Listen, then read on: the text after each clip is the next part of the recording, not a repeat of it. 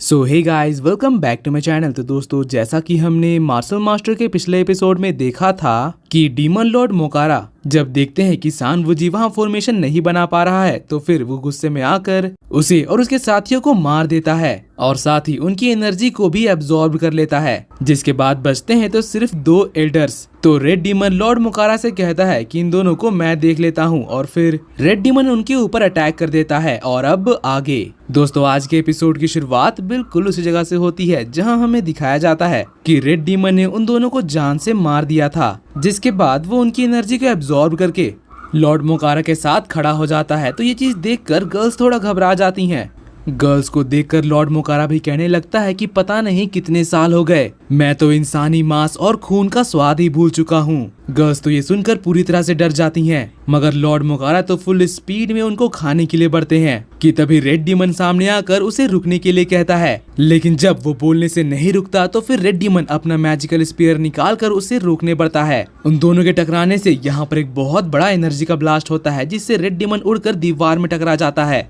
अब ये चीज देखकर गर्ल्स हैरान रह गई थी। वहीं बात करें लॉर्ड मोकारा की, तो वो पूरे गुस्से में आकर अब रेड डीमन से कहने लगता है कि आखिर तुम्हारी हिम्मत कैसे हुई मुझे रोकने की? आखिर इसका मतलब क्या है? तुम मेरे खिलाफ जाना चाहते हो? तो फिर रेड डीमन उड़कर मोकारा के पास जाता है और उसे बताने लगता है कि ये इंसान मेरे साथ काफी समय से काम कर रहे हैं और ये लोग कभी डीमन क्लैन के खिलाफ नहीं गए हैं, इसलिए प्लीज सीनियर होने के नाते मैं आपसे रिक्वेस्ट करता हूँ कि आप इन्हें छोड़ दीजिए। आपकी रीअवेकनिंग में भी इन्होंने मेरी काफी मदद की थी, इसलिए प्लीज आप इन्हें मत मारिए। मगर लॉर्ड मोकारा तो ये सुनकर और भी ज्यादा गुस्सा हो जाता है और कहता है कि बकवास बंद करो। जिसके साथ ही वो एक पावरफुल एनर्जी का ब्लास्ट करता है। पीछे इधर चैन साओ का भी पेशेंस टूट रहा था, इसलिए वो भी अपनी तलवार निकालकर अब लॉर्ड मोकारा के ऊपर अटैक करने पड़ता है कि तभी रेड डीमन कहता है कि मास्टर चैन साओ, इसे आप मुझको संभालने दीजिए। चैन साओ अब ये सुनकर रुक जाता है। फिर रेड डीमन आगे बढ़कर लॉर्ड मोकारा से कहने लगता है कि मैं तभी से आपकी रिस्पेक्ट इसीलिए कर रहा हूँ क्योंकि आप मेरे सीनियर हैं और अब तक आपने डीमन क्लैन के लिए जितना काम किया है, जितना कंट्रीब्यूट किया है, उन सब चीजों को ध्यान में रखकर मैं आपका साथ दे रहा था। लेकिन अगर आप मेरे साथियों को मारना चाहेंगे तो मैं ये चीज होने नहीं दूंगा। और ये चीज कहते हुए वो दोबारा से अपना ट्राइडेंट निकाल लेता है। तो इसके जवाब में लॉर्ड मोकारा कहता है कि तुम्हारी इतनी हिम्मत कि तुम मेरे खिलाफ जाओगे? क्या तुम्हें सच में ऐसा लगता है कि एक डीमन किंग होने की वजह से तुम मुझको हरा पाओगे? और फिर तुरंत रेड डीमन के ऊपर अटैक करने बढ़ता है। वहीं रेड डीमन इस बार उसके अटैक को बड़े ही आसानी से रोक लेता है और इसके बाद फिर हमें उनके बीच क्लोज कॉम्बैट दिखाया जाता है। मगर लॉर्ड मोकारा के एंशिएंट टेक्निक रेड डीमन के ऊपर भारी पड़ रहा था। नीचे खड़े चैन साओ और गर्ल्स भी ये चीज देखकर हैरान थे। मोकारा के स्पीड और अटैक से रेड डीमन संभल नहीं पा रहा था। लॉर्ड मोकारा उसे बुरी तरह से पीट रहा था। जीरुयू तो ये चीज देखकर बहुत ज्यादा परेशान हो जाती है और जाकर चैन साओ से पूछने लगती है कि आखिर ये सब क्या हो रहा है? अगर ऐसा ही चलता रहा तो फिर रेड डीमन मारा जाएगा। मगर चैन साओ तो बड़े आराम से उससे कहता है कि तुम चिंता मत करो, रेड डीमन कोई मामूली सा डीमन नहीं है, वो ब्लड डीमन सेक्ट का एम्परर है। ना ही वो किसी हालत में हमें धोखा देगा और ना ही वो इस फाइट में हारेगा। तो फिर जीरुयू कहती है कि अगर ऐसे ही बात है तो तुम यहाँ पर खड़े होकर इंतजार किसका कर रहे हो? वैसे भी सांवुजी ने लॉर्ड मोकारा को हिलाने के लिए इतना सारा प्लानिंग प्लॉटिंग किया था और अब तो वो हमारे खिलाफ भी जा चुका है। इससे पहले कि बात आगे बढ़े हमें जाकर उसे मार देना चाहिए। मगर चैन साओ उसको रोक देता है और कहता है कि इतनी जल्दबाजी मत करो,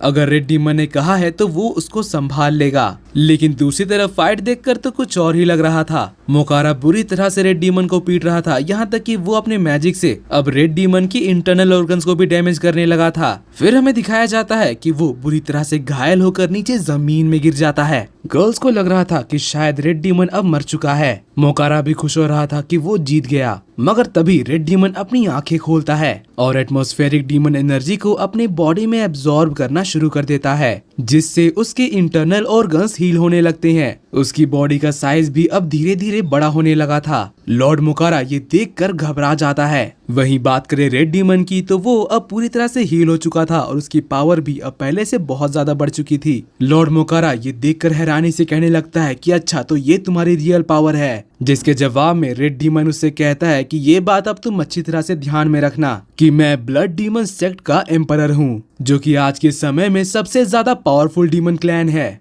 एक प्राचीन डीमन होने की वजह से मैंने तुम्हारी मदद करनी चाहिए और तुम मेरे ऊपर ये अटैक कर रहे हो। तुम भले ही एक वॉरियर थे, मगर मैं डीमन किंग हूँ क्या तुम्हें सच में ऐसा लगता है कि तुम एक एम्परर को हरा पाओगे? लॉर्ड मोकारा तो ये सुनकर पूरी तरह से डर जाता है और नीचे घुटने पर बैठ जाता है और कहने लगता है कि मुझे माफ कर दीजिए, मैं आपके खिलाफ नहीं जाऊंगा। तो रेड डिमन उसे कहता है कि बहुत बढ़िया, लगता है अब तुम्हारी आंखें खुल गई, इसलिए मैं इस बार तो तुम्हें माफ कर दे रहा हूँ, लेकिन आइंदा से ऐसा दोबारा नहीं होना चाहिए। लॉर्ड मोकारा उसकी पावर देखकर थर थर कांप रहा था, जिसके बाद फिर रेड डिमन अपने ओरिजिनल फॉर्म में आकर चैन साओ के पास चला जाता है और फिर लॉर्ड मोकारा को इशारा करके आगे बुलाता है। लॉर्ड मोकारा की अब सारी हैकड़ी निकल चुकी थी, वो तमीज से आगे आकर खड़ा हो जाता है और यहाँ अब रेड डिमन उसको सबसे इंट्रोड्यूस करवाता है। वो बताता है कि ये चैन साओ है और पीछे जो तीनों लड़कियां हैं वो इनकी वाइफ्स हैं। भले ही ये लोग ह्यूमंस हैं, मगर इन लोगों ने मेरा डीमन क्लैन ज्वाइन कर रखा है। आने वाले फ्यूचर में ये तुमसे भी ज्यादा पावरफुल बनने वाले हैं। मगर मोकारा तो ये सुनकर कहने लगता है कि ये तो इम्पॉसिबल है, एक इंसान कभी भी डीमन लॉर्ड मोकारा से ज्यादा पावरफुल नहीं हो सकता। तो फिर चैन साओ यहाँ पर अपना गोल्डन पैरासाइटिक सीड समन कर लेता है, जिसको देखकर मोकारा तो पूरी तरह से हैरान रह गया था। उसकी सोल तुरंत चैन साओ के सोल रेल में चला जाता है, जहां वो देखता है कि चैन साओ का गोल्डन पैरासाइटिक सीड है और वो बहुत ही ज्यादा मैच्योर हो चुका है। फिर चैन साओ उसको बाहर निकाल देता है, जिसके बाद रेड डीमन मोकारा से कहता है कि जरा पीछे भी नजर घुमा कर देखो। और जैसे ही वो देखता है कि क्विंसी के पास भी एक सिल्वर पैरासाइटिक सीड है तो उसका होश ही उड़ जाता है। फिर रेड डीमन उससे कहता है कि अब तो तुम्हें विश्वास हुआ ना, ये लोग कोई आम इंसान नहीं है, बल्कि मेरे डीमन क्लैन के इम्पोर्टेंट ऑफिसर्स हैं, इसीलिए तुम इन्हें नहीं खा सकते। अब यहाँ चैन साओ से कहता है कि अगर तुम्हें भूखी लगी है और खाना ही है तो इतना हड़बड़ाने की जरूरत नहीं है, आगे तुम्हें बहुत मौका मिलेगा, तुम्हें बस अपनी स्ट्रेंथ रिस्टोर करनी है और उसके लिए तुम्हें पूरा मौका मिलेगा। फिर चैन साओ रेड डीमन से कहता है कि चलो अब हमें यहाँ से जाना चाहिए। अब यहाँ उनके साथ साथ लॉर्ड मोकारा भी जा रहा था। और दोस्तों इसी के साथ आज का ये एपिसोड यहीं पर खत्म होता है। अगर आपको मेरी एक्सप्लेनेशन और ये एपिसोड पसंद आई तो प्लीज वीडियो को लाइक कर देना और जाने से पहले चैनल को सब्सक्राइब करके बेल नोटिफिकेशन भी ऑन कर लेना, ताकि जैसे ही इसका नेक्स्ट एपिसोड आए तो आपको सबसे पहले पता चल जाए। तो मिलते हैं आपसे अगली वीडियो में, तब तक के लिए bye bye, be happy, be safe and thanks for watching.